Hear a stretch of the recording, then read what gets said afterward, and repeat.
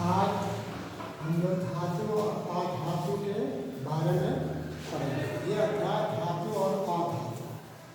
आप लोग जानते हैं कि अभी तक 118 तत्व करीब जा चुके हैं। 118 तत्वों में करीब करीब 2/3 धातु है और बाकी अधातु है ना। तो अब धातु जो है ना, प्रत्येक तत्व में अपना एक गुण होता है, कुछ न कुछ वो गुण रखता है ना। तो अब नहीं बात कि है ना, इन्हीं गुणों के आधार पर तत्वों को 2 वर्गों में बांटा गया। तत्वों को 2 भागों में बांटा गया है। एक को बोलते हैं धातु और एक को बोलते हैं अधातु। तत्वों को कितने भाग में बांटा गया है? 2 भाग में बांटा गया है। एक को कहते हैं धातु और दूसरे को कहते हैं अधातु, है ना। लेकिन अब ये इनमें कुछ तत्व ऐसे होते हैं जिनमें धातु और अधातु दोनों के गुण पाए जाते हैं। उन्हें कहा जाता है उपधातु। उन्हें क्या कहा जाता है? उसको कहा जाता है उपधातु। अब ये उपधातु जो है 7 होते हैं। उपधातु कितने होते हैं? 7 होते हैं, है ना। तो अब ये इन्हीं उपधातुओं के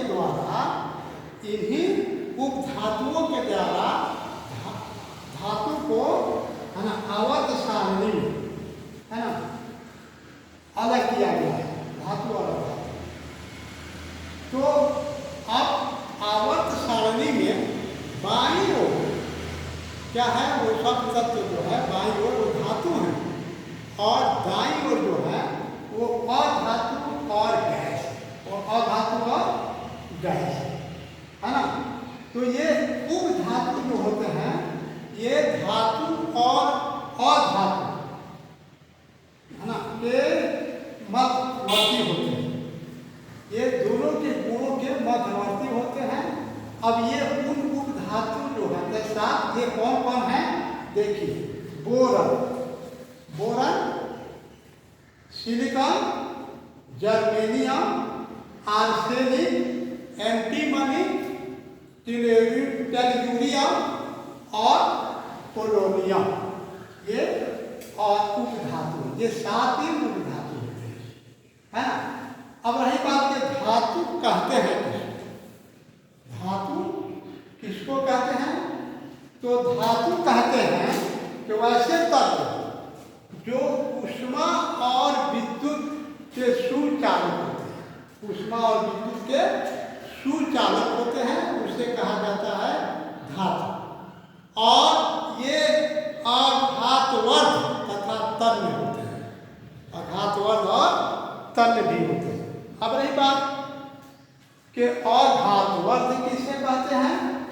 कि आघातवर्ध वह है जिसको हथौड़े से पीट कर पत्थर बनाया जा सकता है।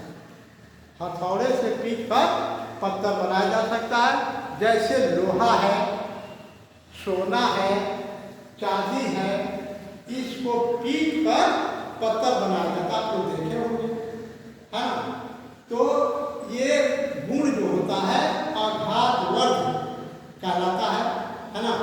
अब एक होता है तन्यता, तन्य, है ना। तन्य किसको कहते हैं? तो तन्य कहते हैं, है ना, कि तन्यता उसे कहते हैं जिसे धातु में तार खींचे जा सकते हैं। तार, पतले तार। जैसे आप लोग जाते हैं सोनार के यहाँ, देखते हैं वो सोने का गहना बनाता है या चांदी का गहना बनाता है, तो बहुत पतला पतला तार खींच कर भी, है ना, रिंग बनाता है, कैसे तरह तरह के गहने बनाता है। तो वही तार, वो तार जिसको तार जिसे, है ना, सोनार खींच कर गहना बनाता है। तो ये तन्यता का है, यानी जिस धातु से तार खींचे जा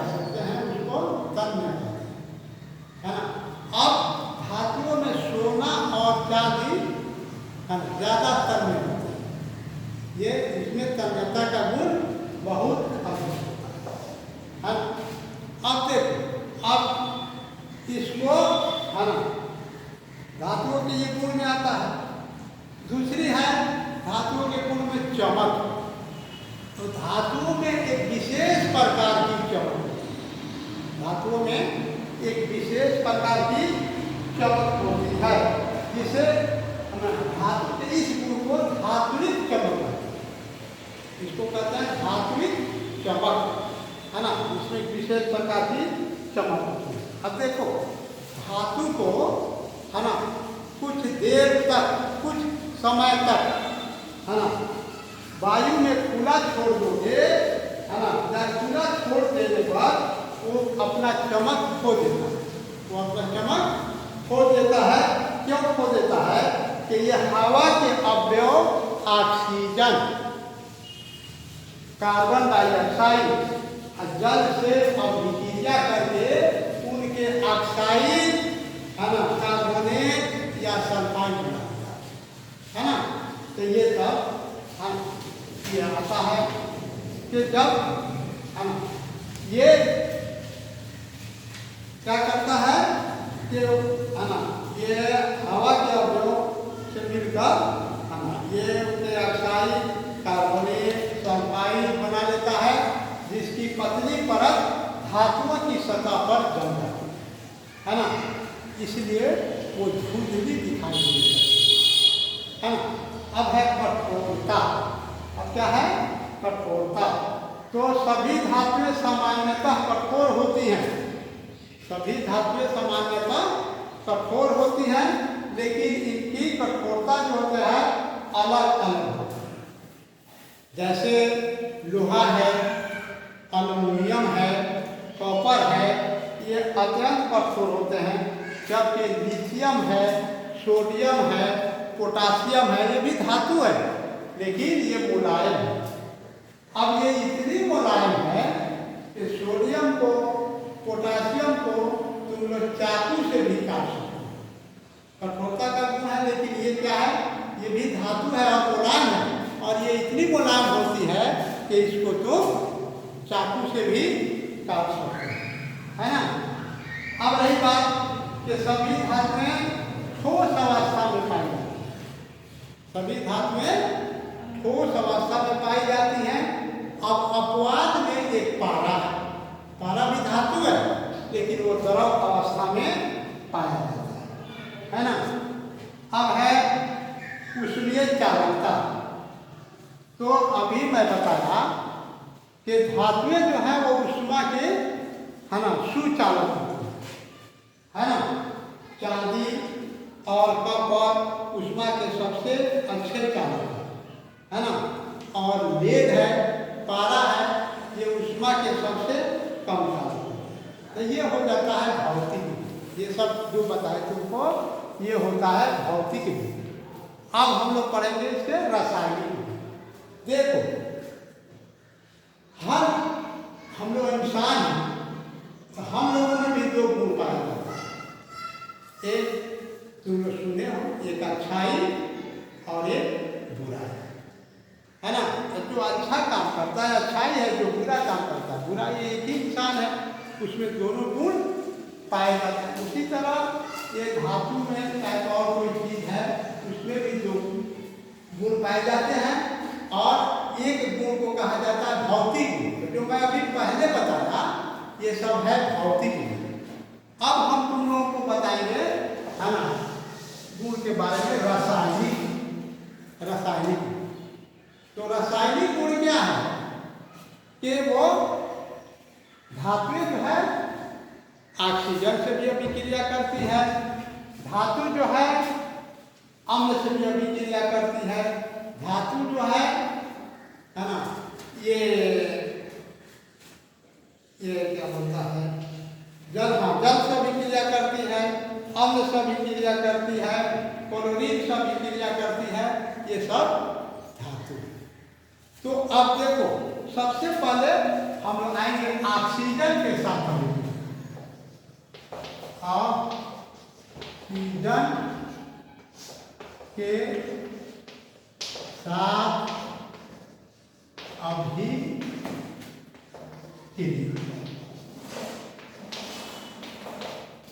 ऑक्सीजन के साथ कोई धातु ले, है ना, मान लो हम लेते हैं Mg, ये धातु है ना। अब ये प्रतिक्रिया ऑक्सीजन का सूत्र होता है, ऑक्सीजन का सूत्र क्या होता है? O2। अब इसके साथ तुम प्रतिक्रिया कराओगे तब ये बन जाएगा MgO, मैग्नीशियम ऑक्साइड। इसे और है, यह है तुम्हारा Na+O2, ये जो देंगे तो ये हो जाएगा तुम्हारा Na2O, ये क्या हो जाएगा? Na2। अब ये समीकरण जो तुम देख रहे हो ये असंतुलित है, ये क्या है? असंतुलित, है ना। तो इसको संतुलित कर देना बेहतर होता है, अच्छा होता है। अब देखो असंतुलित क्यों है कि ये Mg+O ये अभिकारक है, यानी प्रतिक्रिया में जो भाग लेता है उसको अभिकारक बोलते हैं, तो ये अभिकारक है। अब अभिकारक में परमाणु की संख्या देखो, तत्वों की संख्या, इधर मैग्नीशियम 1 है और ऑक्सीजन 2 है, यहाँ पर ऑक्सीजन कितना है? 2 है ना। अब देखो, अब ये अभिकारक के फलस्वरूप जो पदार्थ बना वो हो जाएगा प्रतिफल या उत्पाद। अब यहाँ देखो, ये उत्पाद में ऑक्सीजन कितना है? 1 और अभिकारक में ऑक्सीजन कितना है? 2। तो बराबर नहीं है, संतुलित, बैलेंस, यानी दोनों तरफ, है ना, बाएं और दाएं, यानी अभिकारक और प्रतिफल दोनों में परमाणुओं की संख्या समान हो जाए, बराबर हो जाए, तो उसको संतुलित, है ना, समीकरण। तो संतुलित करने के लिए क्या करेंगे? यहाँ ऑक्सीजन 2 है तो इसके पहले हम लोग 2 लगाएंगे। अब ये 2 ऑक्सीजन हो गया, लेकिन यहाँ देख रहे हो 2 मैग्नीशियम भी हो गया, तो ये मैग्नीशियम के पहले भी 2 लगा देंगे तो ये सब। उसी तरह नीचे देखो, यहाँ सोडियम 1 है, अभिकारक में बाएं साइड में सोडियम 1 है और दाहिने साइड में प्रतिफल में सोडियम 2, तो इसको भी, और यहाँ ऑक्सीजन 2 है और इधर ऑक्सीजन 1, तो इसको भी संतुलित करेंगे। तो यहाँ पर 2 लगा देंगे, 2 ऑक्सीजन हो गया प्रतिफल में, और अभिकारक में भी 2 ऑक्सीजन हो गया, लेकिन प्रतिफल में 2 दूना 4, ये 4 सोडियम हो गया, तो यहाँ भी 4 हमको सोडियम करना है, दोनों बराबर हो गया। बस यहाँ भी ये हो जाएगा 4, है ना। अब रही बात कि ये अब हो गया संतुलित हो गया, है ना। अब ये धातुएं जो है ऑक्सीजन से अभिक्रिया करके उनके ऑक्साइड बनाती है, उनके ऑक्साइड बनाती है, और ये ऑक्साइड जो होते हैं वो क्षारीय होते हैं। ये ऑक्साइड क्या होते हैं? क्षारीय होते हैं। क्यों क्षारीय होते हैं? कि धातु के ऑक्साइड जल से अभिक्रिया करके, है ना, अब ये क्षार बनाते हैं, जल से अभिक्रिया करके क्या बनाते हैं? क्षार, है ना, जल में घुलकर ये क्षार बनाते हैं। जैसे देखो, अब ये हो जाएगा, है ना, ये मान लो तुम्हारा, है ना, MgO, इसको जल से अभिक्रिया करते हैं, जल का सूत्र होता है H2, तो MgO धातु के ऑक्साइड हो गया और ये जल से अभिक्रिया किया तो ये बन गया MgOH2।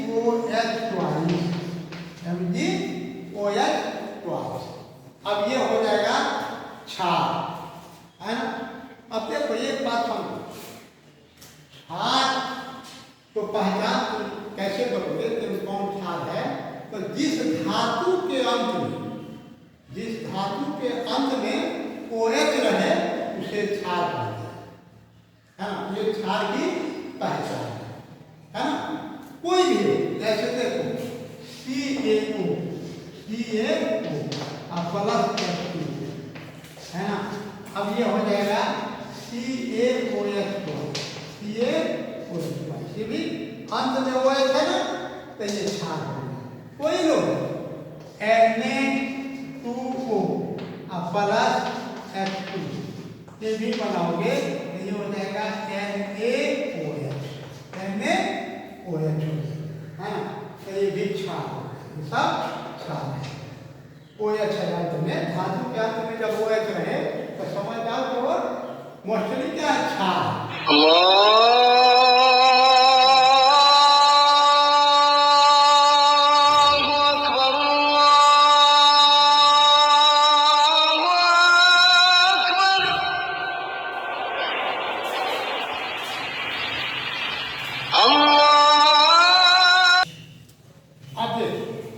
तो ये सब क्या है, क्षार है ना, इसलिए धातु की प्रकृति जो होती है वो क्षारीय होती है।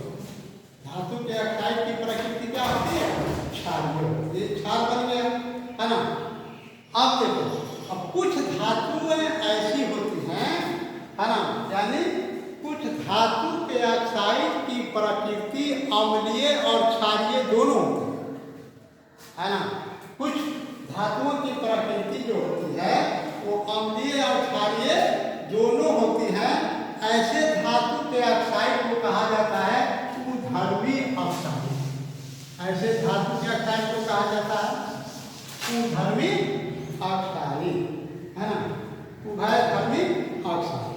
जैसे एल्युमिनियम, ये Al2O3, ये तो बोलता है एल्युमिनियम, एल्युमिनियम,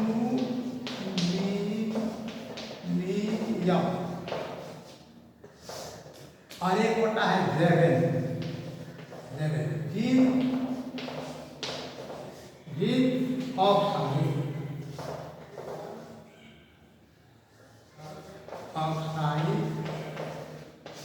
और जिंक ऑक्साइड, हो गया। ये जो दो धातु है ये उभयधर्मी, ये कौन ऑक्साइड है, उभयधर्मी ऑक्साइड है ना। क्यों ये उभयधर्मी ऑक्साइड है कि ये दोनों, है ना, ये दोनों अम्ल से भी अभिक्रिया करते हैं और क्षार से भी अभिक्रिया करते हैं, है ना। ऐसे ऑक्साइड जो अम्ल और क्षार, है ना, दोनों से अभिक्रिया करते हैं, और ये करते हैं अभिक्रिया को बनाते हैं क्या, है ना, लवण और जल, लवण और जल। तो इसको उभयधर्मी ऑक्साइड कहते हैं। इसको क्या कहते हैं, उभयधर्मी ऑक्साइड, क्योंकि इसकी प्रकृति जो है अम्लीय और क्षारीय दोनों है। इसकी प्रकृति अम्लीय और क्षारीय दोनों। अब देखो, अब एल्युमिनियम ऑक्साइड को, एल्युमिनियम Al2O3 H2SCl, ये अम्ल ये क्या है, अम्ल, है ना। अब ये प्रतिक्रिया किया तो ये क्या बना रहा है, AlCl3, ये लवण बना, क्या बना दिया, है ना। अब प्लस H2O, है ना, ये एल्युमिनियम ऑक्साइड अम्ल से भी अभिक्रिया कर रहा है। और फिर देखो, ये एल्युमिनियम ऑक्साइड ये क्षार से भी प्रतिक्रिया करता है, ये क्षार है NaOH, है ना। अब इससे प्रतिक्रिया कर रहा है तो ये बना रहा है NaAlO2, NaAl, इसको पता है सोडियम एल्यूमिनेट, ये भी लवण हो गया, ये भी लवण हो गया, और बना क्या बना, इसको बोलते हैं sodium aluminate, sodium aluminate,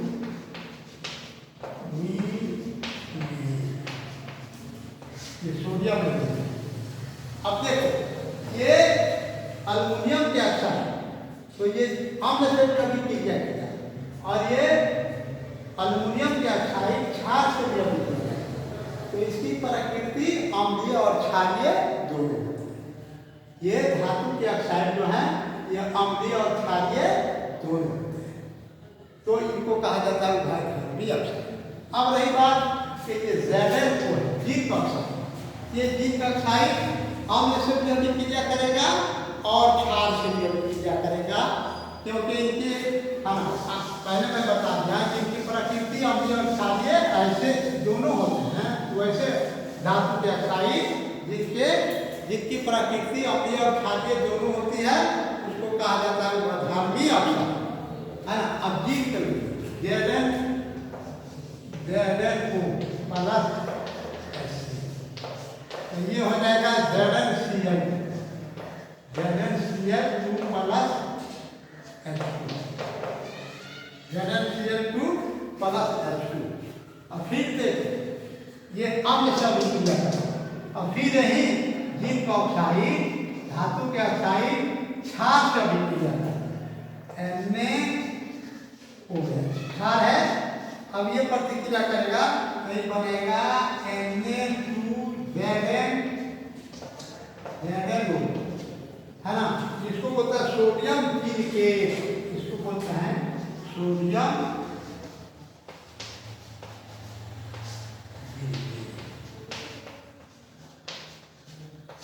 plus ये बन जाएगा जल। इससे ये बात तुमको ये मालूम हो गई कि कुछ धातु के ऑक्साइड ऐसे हैं जो अम्लीय और क्षारीय दोनों, है ना, की प्रकृति रखते हैं, दोनों की प्रकृति है, इसलिए इसको बोलते हैं उभयधर्मी ऑक्साइड। तो यह ऑक्सीजन के साथ हमारा अभिक्रिया हो गया। अब रहेगा कि जल के साथ अभिक्रिया, जल के साथ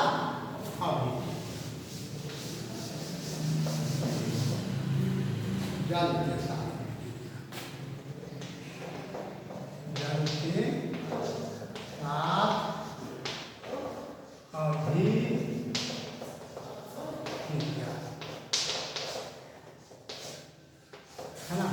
जल का सूत्र होता है H2। जल का सूत्र क्या होता है? H2, है ना। तो एक बात समझो कि सभी धातुएं, है ना, जल के साथ अभिक्रिया नहीं करती है। सभी धातुएं जल के साथ अभिक्रिया नहीं करती हैं, है ना। अधिक अभिक्रियाशील जो धातु है उसको आगे हम बताएंगे तुमको कि अधिक अभिक्रियाशील जो धातु है वो ठंडे जल के साथ, और कम अभिक्रियाशील धातु जो है वो गर्म जल के साथ अभिक्रिया करती है। और कुछ जो धातुएं हैं, है ना, वो भाप से भी अभिक्रिया करती है। जो ठंडा और गर्म जल के साथ अभिक्रिया करती है वो हाइड्रो ऑक्साइड बनाती है। वो क्या बनाते हैं? Hydro oxide. और जो ये भाप के साथ अभिक्रिया करती हैं वो ऑक्साइड बनाती है ना। तो कुछ धातुएं गर्म जल के साथ और कुछ धातुएं ठंडा जल के साथ अभिक्रिया करती हैं। तो गर्म जल के साथ, है ना। अब देखो यहाँ ठंडा जल और गर्म, तो ये पोटासियम है, धातु है, ये ठंडा जल के साथ अभिक्रिया करती है। क्यों? कि ये अधिक अभिक्रियाशील धातु है ना। तो ये जल का सूत्र होगा तुम्हारा ये। अब ये ठंडा